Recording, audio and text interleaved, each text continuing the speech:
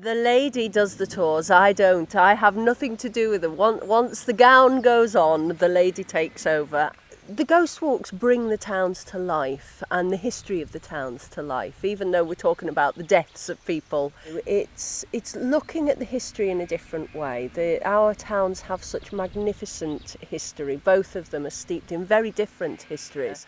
And it's taking people into the towns and talking about things that have happened historically in the area and beyond, into the lakes. Certainly the Keswick one the stories go into the lakes, which is lovely because that gives a more rural rather than a urban setting for the stories.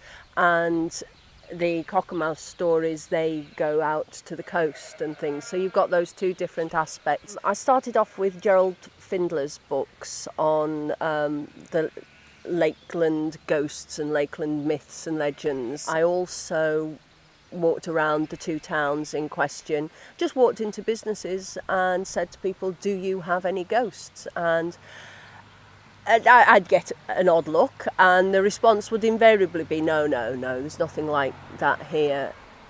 And then they would proceed to tell me about all the bumps in the night and the strange goings on and things that keep moving and people that appeared.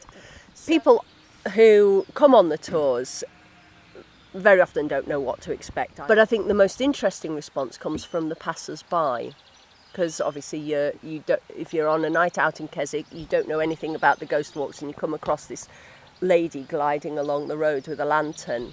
Quite often we'll have drunken young chaps come in and just start a monologue of their own and start telling their own ghost stories. So we all just stand round and listen to them and then they go off on their very merry way.